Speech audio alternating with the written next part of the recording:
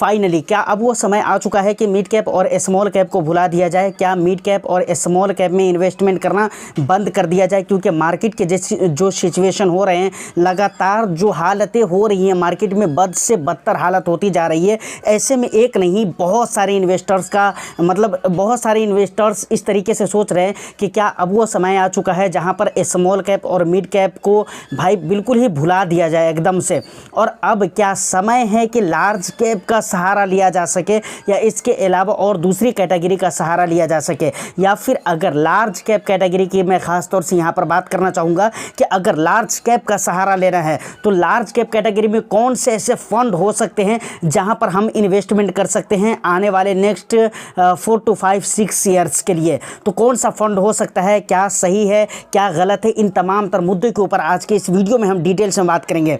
Plus fund के ऊपर भी हम बात करेंगे। वो 2-3 फंड हैं जिसके ऊपर मैं आपको बात करके बताऊंगा कि कौन सा फंड बेहतर होने वाला है लार्ज कैप कैटेगरी में। बोर्ड पर चलेंगे, वहाँ टोटल डिटेल्स में मैं आपको दिखलाऊंगा। तो वीडियो बहुत ही इंटरेस्टिंग होगी। एक लाइक कर दीजिए, शेयर कर दीजिए। चैनल को अगर अभी तक आपने सब्सक्राइब नहीं किया है तो चैनल को भी ज़रूर सब्सक्राइब कर लें, क्योंकि इस तरह के इंटरेस्टिंग कंटेंट मैं आपके लिए लेकर आता रहता हूं। सर सबसे पहले अगर बात करें कि क्या वो टाइम ख़त्म हो चुका है कि अब मिड कैप और स्मॉल कैप में इन्वेस्टमेंट करना बंद कर दिया जाए? देखिए फ़िलहाल के जो सिचुएशन है इस हिसाब से अगर देखा जाए तो कुछ देर के लिए हम ये कह सकते हैं कि हाँ ठीक है, अभी कुछ दिनों तक आप स्मॉल कैप और मिड कैप में न्यू इन्वेस्टमेंट मत करिए। अगर आपने पहले से इन्वेस्टमेंट करके रखा हुआ है, पहले से आपकी एसआईपी चल रही है या फिर आपने लमसम करके रखा हुआ है मिड कैप में या फिर स्मॉल कैप में, तो उसमें कुछ भी छेड़खानी नहीं करनी है। अगर आप लंबे समय के लिए हैं तो, और लंबे समय के लिए हैं तो क्यों नहीं छेड़खानी करनी है? इस तरह की सारी बातें मैं पिछली वीडियो में कर चुका हूँ। अगर लगातार आप बी फाइनेंसर को वॉच कर रहे हैं तो आपको पता होगा कि क्यों छेड़खानी नहीं करनी है। अगर आपको नहीं पता है तो आप पिछली प्ले लिस्ट वगैरह को जाकर चेकआउट कर सकते हैं, समझ रहे हैं ना। फिलहाल यहाँ पर आप ये समझ लीजिए कि जो पुराना इन्वेस्टमेंट है स्मॉल कैप और मिड कैप के अंदर, उसके अंदर कुछ भी आपको करने की ज़रूरत नहीं है। वो जिस तरीके से चल रहा है उसको कंटिन्यू करिए। अगर लंबा समय है आपके पास तो, और हिम्मत आपका काम कर रहा है, और हिम्मत काम करना चाहिए। अगर लंबा समय है तो नहीं भी काम कर रहा है ना तो भी आप अपनी हिम्मत को काम करवाइए, समझ रहे हैं ना। अब बात आती है न्यू इन्वेस्टमेंट। तो न्यू इन्वेस्टमेंट अभी कुछ दिनों तक कब तक? उस टाइम तक के जब तक मार्केट का थोड़ा बहुत सिचुएशन सही ना होने लगे, उस टाइम तक के आप स्मॉल कैप और मिड कैप में इन्वेस्टमेंट करना बंद कर सकते हैं।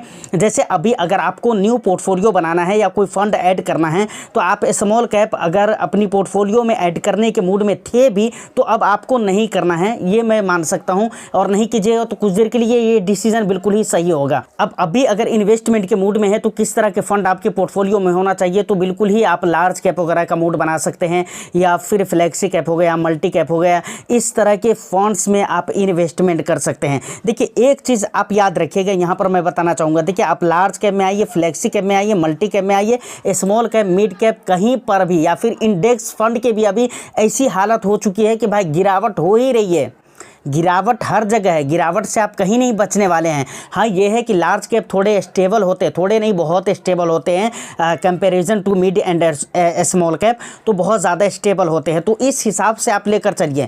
लेकिन अगर आप इस मूड माइंड के साथ आ रहे हैं कि भाई लार्ज कैप में हम चले जाएंगे और फिलहाल जो मार्केट में गिरावटें हो रही है, हो चुकी है, उनसे हम बच जाएंगे, तो ऐसा नहीं है सर, गिरावट वहाँ पर भी हो रही है। तो इतनी सारी बातें क्लियर हो गई। अब हम चलते हैं व्हाइट बोर्ड के ऊपर और देखते हैं वो कौन 3 फंड है जहां पर लार्ज कैप कैटेगरी का, जहां पर आप इन्वेस्टमेंट कर सकते हैं आने वाले नेक्स्ट 4 to 5 ईयर्स के लिए या 6 ईयर्स के लिए। 4 to 5 ठीक रहेगा, लार्ज कैप है तो इतना मेरे ख्याल से ठीक रहेगा। प्लस इन तीनों में से कौन सा फंड आपको अच्छा लगता है आप मुझे ज़रूर बताइएगा। चलिए चलते हैं बोर्ड के ऊपर। देखिए यहाँ पर सबसे पहले नंबर पर आ जाता है ICICI prudential blue chip fund. उसके बाद दूसरे नंबर पर आ जाता है निपॉन इंडिया, समझ रहे हैं ना, निपॉन इंडिया का लार्ज कैप, समझ रहे हैं, निपॉन इंडिया लार्ज कैप। बस ये इतना काफ़ी हो गया। उसके बाद तीसरे नंबर पे आ जाता है SBI ब्लू चिप फंड।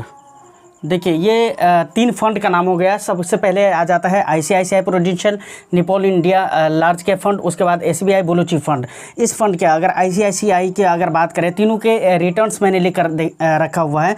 देखिए सबसे पहले नंबर पे आईसीआईसीआई ने पिछले 1 ईयर में 40.41% यानी 41% का रिटर्न्स देकर रखा हुआ है। निपॉन इंडिया ने पिछले 1 ईयर में 38.09% का रिटर्न्स दिया हुआ है और एसबीआई ब्लू चिप ने 30.47% का रिटर्न्स देकर रखा हुआ है। उसके बाद पिछले 3 ईयर्स में आईसीआईसीआई ब्लू चिप फंड ने 19.48% का रिटर्न्स देकर रखा हुआ है पिछले 3 ईयर्स में। वहीं पर अगर निपॉन की बात करूं तो 21.68% का रिटर्न्स दिया हुआ है।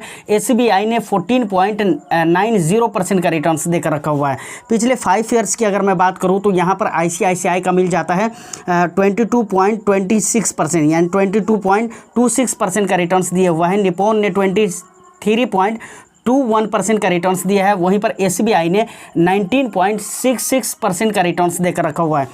और सिंस इंसेप्शन से यानी जब से ये फंड लॉन्च हुआ है तब से लेकर अगर अभी तक की बात की जाए तो 17.09% का रिटर्न्स देकर रखा हुआ है आईसीआईसीआई ने। उसके बाद निपॉन ने 17.58% का रिटर्न्स दिया है।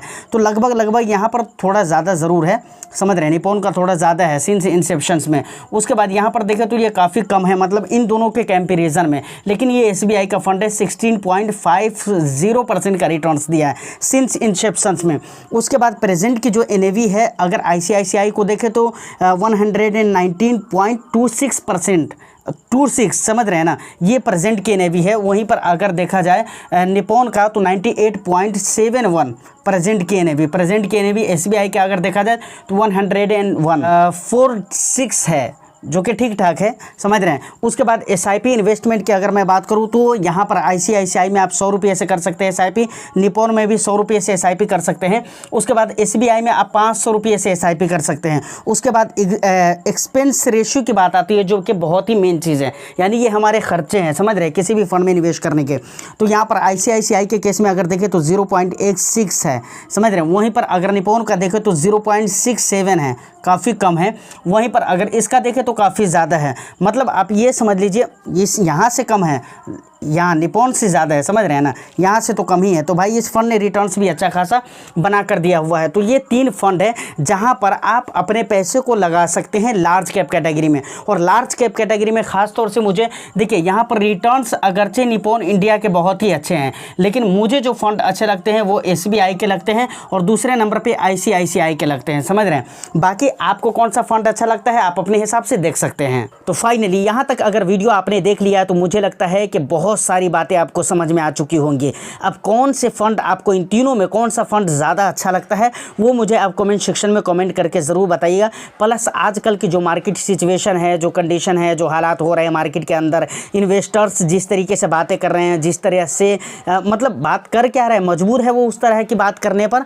तो इन तमाम तर मुद्दों के बारे में आपका अपना पर्सनल क्या ओपिनियन है, आप अपना फीडबैक कमेंट सेक्शन में ज़रूर दीजिएगा, मुझे इस बात का इंतज़ार रहेगा। प्लस एक बार निवेश करने से पहले, इन तीनों फंड में से कोई भी फंड में आप निवेश करते हैं तो निवेश करने से पहले आप अपनी खुद की रिसर्च ज़रूर कर लीजिएगा।